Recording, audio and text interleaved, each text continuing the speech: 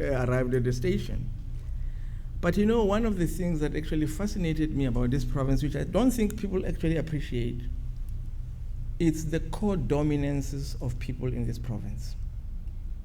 You feel Africans here, you feel English-speaking people here, you feel whatever you call them, Asians or Indians, however you want to call them, you feel them in this province. There's no other province like that here. None in South Africa. You know, if you go to Joburg, it's like you are in Lagos. You go to Cape Town, it's like you are in Amsterdam. You know, so you have these extreme things. This is the only province where you have these codominances. And these codominances don't just exist because you see the people. It exists actually in the cultures that you see here. You can eat shisanyama here. You can have good Indian cuisine here, and you can have quite interesting European cuisine, French, English, and so forth, although English food is often very bad, but you can have it here. So these cultures are very important and fascinating in the creation of a new South Africa. And I can tell you, one of the fascination that all other provinces don't have is this Asian culture. Entrepreneurial, stretches all the rules, makes deals, nothing is sacred. You know, all these things are very important because, you know, when you are used to a place where the law says this and that, it's not like that here in KZN. The law may say this, but we can deal with it differently. And you won't find it in many other provinces, but it also teaches you a different kind of thinking. And sometimes it is the source of energy, it can be the source of frustration, and it can also be the source of innovation about how you do things. So since I came here as an 18-year-old, I was always fascinated by these codominances. And even when you look at the merger, if you were to really dig deep into the merger, you will see how these codominances transact each other. You will not find them at the University of the Northwest. You won't find them at UJ, and you won't find them anywhere in the Cape. So I have always, in fact, I said this to Albert when he was appointed, that I've worked in many other places. I have never seen anything the likes of what I saw here at UKZN, and you will not see it anywhere. You will not experience it anywhere. One day you will be very angry, the other day you will be on the other extreme. It's a real, very fascinating province in terms of humans, in terms of cultures, in terms of how you operate, how you deal with each other.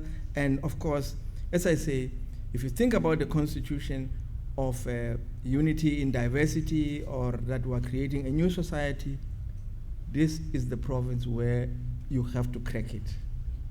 And the university is part of that process. And you know, nowhere in the country do we educate so many children of people of Indian descent. Nowhere. Nowhere in this country, again, do we educate people of African descent.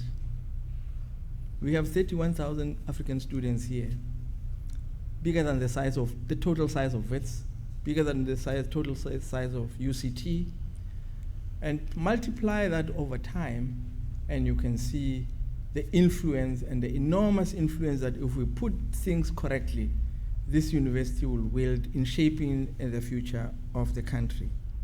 So I think you are sitting here on what people often call a gold mine, but it is how actually you shape and build that gold mine to really influence, I think, the future of the country, because the Constitution has already decided, you know, all of us belong here, and all of us have to shape the country together, and so forth.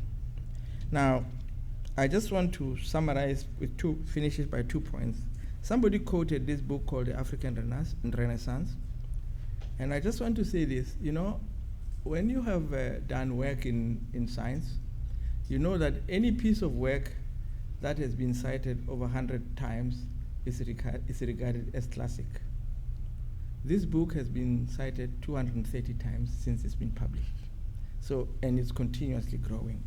So that's one little piece of information. So you can assess its value to the way in which it influences discourse and so forth, and it had many elements.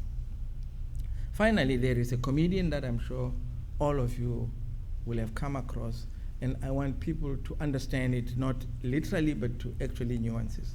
It's called Eddie Murphy. I'm sure lots of you have seen Eddie Murphy in one form or another. And then he has got a program called Saturday Night Live. Saturday Night Live.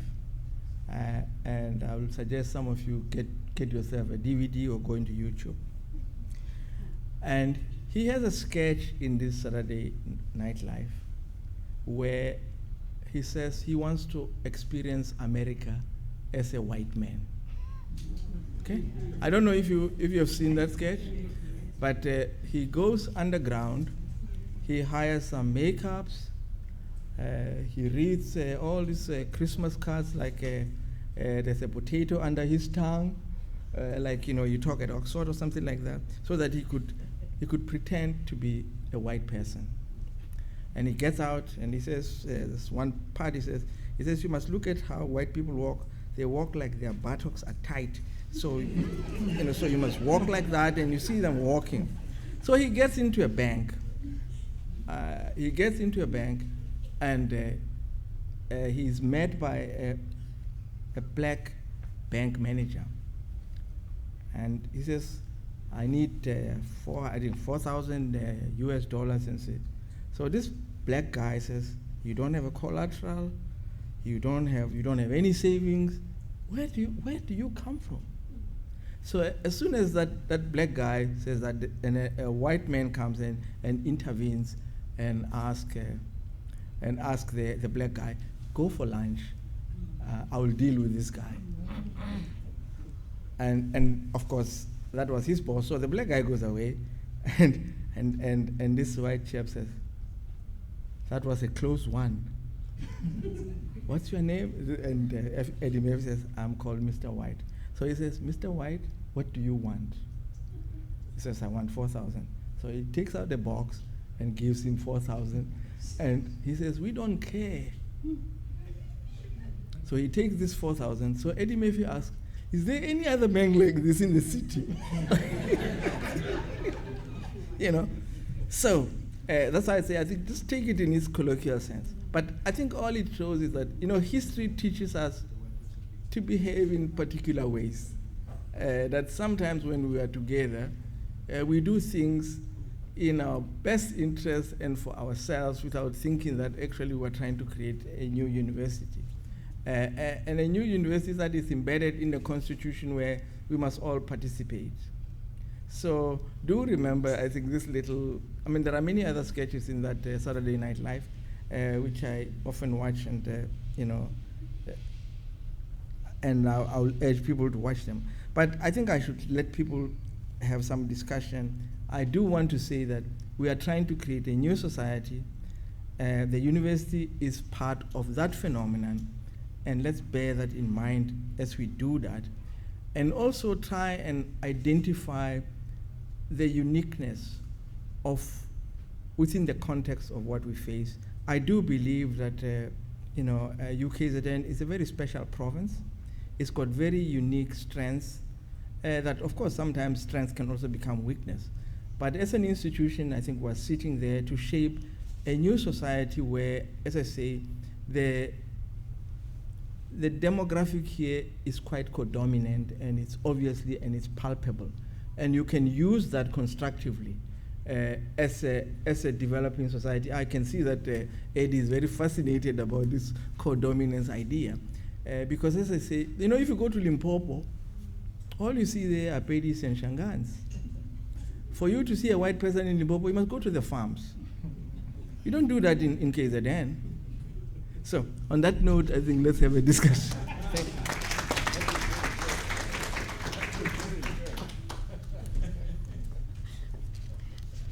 Thank you very much. If I may start the question session with a comment that comes from the intervention this morning from Nico Klöte. Many of us, and you in particular, have pointed out the importance among the many actions that happened during the tenure of Professor Makgoba here at UKZN. One important was the stress that he put on the PhD project for credentialing new staff and the importance of the PhD in growing as a full academic. That has come together with also a redefinition of standards and redefinition of what a real academic should be, which is a very unusual, and certainly unusual in South Africa, but for my experience also overseas. I come from a country where the university institutions have not transformed for hundreds of years, and it doesn't look like they are going to transform anytime soon. So from my perspective, this has been an incredible experience, an incredible journey for me, that has taught me how to value what we are.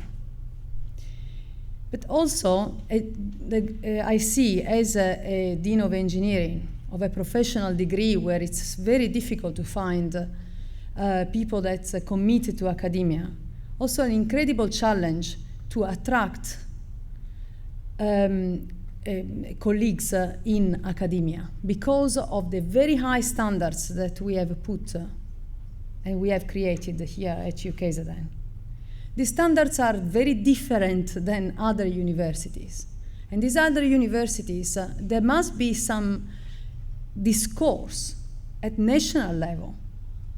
And perhaps what Professor Makgoba, one thing that he told us as deans and DVCs, which is always there in my mind.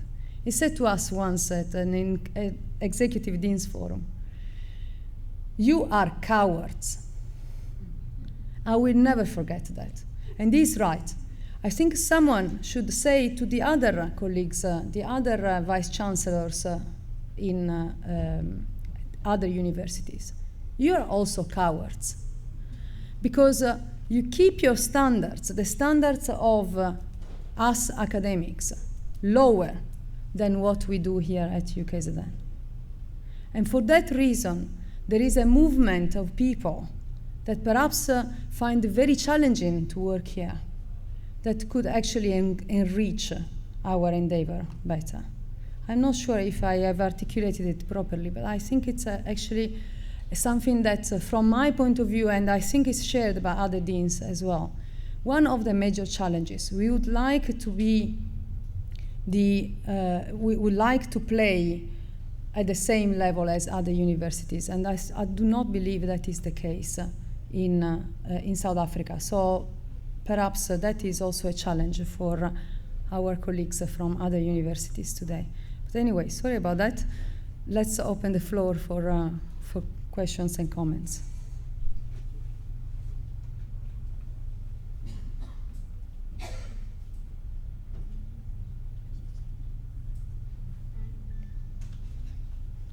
Yes, so you have 1 minute for your comment. Huh?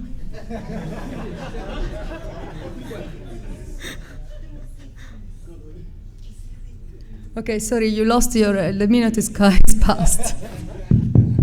Okay, just 4 quick issues which I'm going to mention in a very fast pace.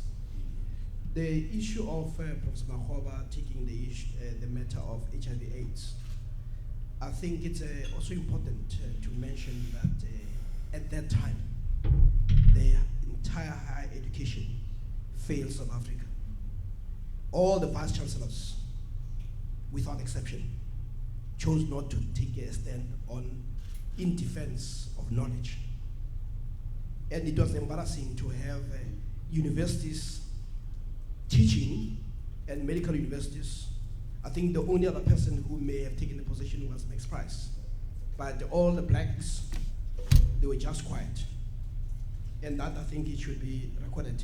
Right now, a number of them are able to look back and say that was wrong, but they are showing courage after the fact. The second issue is that the path and trajectory that Professor Makgoba has followed has not been an easy one. I know as a matter of fact that even some of the most accomplished black people were opposed to him. It is not an accident that he did not even become, despite being the most preeminent scholar we have actually produced, black or white, that when it came to the issue of who's going to lead HISA, it was black people conniving to make sure that he does not get that position. Then the third issue is an issue that goes back to the issue of deference to whiteness. I was approached by one of the members of council at Wits, somebody I looked up to. And he came to me and he said, Siep, hey, this man disappointed us. I said, about what? He said, about the CVs. Shit. He said, I looked at the CVs, they are different. Then I made it my business. I went to talk to Professor Makgoba in his office. I said, Chief, can you tell me whether you've got 2 different CVs? Then Professor Makgoba says, no, actually, I have more. And I looked at him shocked. He said, of course, I mean, if I apply for a job to be a manager, I make sure that the CV that I present deals with issues of management. If I apply for a job to be a researcher, I remove all the things that are not necessary. If I apply for a job for this, and it became almost so, I was even embarrassed. But the image that had been created and circulated, it was like this man was an imposter. And as he put it then, he said that none of the CVs that I have elements that are untrue, which they actually discovered. I think that is important because this thing keeps on being raised a number of times. Of course, vets did apologize. But the point I also want to raise is the language of controversy. When a black person speaks out and does not behave like many Bantus, what happens is that the black person is called controversial. Once you hear the word controversial, you should be actually listening to what that person says, because what it says things that other people should not be saying.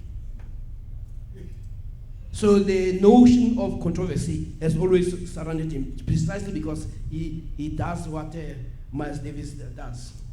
But there's an issue that I think is also critical, is why the subject of Professor Makgoba must be studied. And I was part of the ministerial committee that looked at the task team, that looked on racism and all that. And one of the things that I wanted to put there, which was conveniently removed, is the experience of Professor Makgoba and Professor Mahmoud Mamdani. Anybody who knows Mahmoud Mamdani knows that he is also another prominent scholar. But this government and those who put the document, they made sure that that story is killed, because what he did was to challenge white supremacy. So we participated in what you call deference to, and I do think it's very important also for young scholars that if it can happen to him, imagine the intimidation that young black scholars, when you have a preeminent scholar who can be hounded out of a university by people who are far less qualified, what more about ordinary black stuff? And that's why it's very important, so that we find a way of how do we mitigate against those. But the one thing that I liked is the issue which Renuka was saying about Professor Makgoba. He keeps records, but also he does not forget. He remembers each and every little thing, conversations that he had, and that is always good because later it comes and it always works in his defense. The last one is the issue of what we study. Professor Makgoba was referring to a book called African Renaissance. It makes no sense that books like those are not prescribed in this country. You know, when the movie on Mandela was shown in the United States, 4 different states decided that day after it was shown that their kids are going to learn and are going to read about Madiba. But in the country of Madiba's home, they do not have the courage to even prescribe that book. I was at the University of Nelson Mandela Metropolitan and I asked whether they have prescribed the book. No. Why? You are supposed to be Madiba, you even taking the name, but you don't have the courage, but you have the courage to prescribe George Orwell. But what we are, we're still an castrated people, and it is a damn shame that even Pico, we can't even prescribe him. Okay. Thank you very much for your intervention. There is a, yes, maybe if you feel like clapping, go for it. You see, there is a one thing in Latin, if I may use this dead language, so that it's not controversial, that says, Nemo profeta in patria. Nobody is a prophet in his own land, and perhaps this is what you wanted to convey. Another, does anyone want to perhaps reply? Rob? Thanks. One of the things that Professor Makgoba's shared with us, and he maybe didn't emphasize as much when he was talking about his interaction with the student leadership and students, is that the core business, what we're really about, is about the students. And that's something that I've learned, and I think is part of the transformation journey that we haven't come very far along. So when we talk about transformation, we often talk about the institution, we talk about the sector, we talk about the staff, and we talk about the demographics of students. Earlier, people did talk a little bit about the success rates, etc., of students, but a lot of what needs to be dealt with still is the curriculum of the students. In other words, what are we actually imparting to the students? And I think that's part of the transformation journey has been, in my sense, and maybe Professor Makgoba can comment, is that he's got the vision, he pushes us as far along as he thinks we can go, and then a little bit further to pose a challenge, but that he can bring people along with. And the curriculum is almost like the last bastion of ownership by the legacy, if you want to think about it that way. It's not only a South African problem, it's a global problem. And some of the speakers earlier spoke about the issue of the nation building, basically, and the role of universities in nation building. And fundamental to that, and I think one of our key challenges, is that we've allowed academics to shape a curriculum that is very much academic-centric. In other words, academics teach people what they want to teach people, not necessarily what people want to learn about or what the nation needs people to learn about. And the issue, therefore, is that there's a content orientation in our curriculum that's moved away from the education component of what higher education is supposed to be about in terms of the legacy, where higher education comes from. And a lot of that involves the example that's just been made about, shouldn't our students be reading about the process of transformation, reading classical pieces that tell us something about our society so people can engage with each other about our society, and not learn about how to build a building properly in the context, for example, of civil engineering. And part of the challenge we have is that we've got a multifaceted landscape where people can run to different places to hide behind. And so you talked about the professional disciplines, we've talked about this before. So even as a community of scholars, we can talk about changing something, but someone else can go behind and sit on an accreditation body and block any change from happening in the system. And there's almost like this process that we have to, now that we've been working on the environment, is to work on what the students, which is our key outcome. Knowledge is all well and good, but higher education institutions really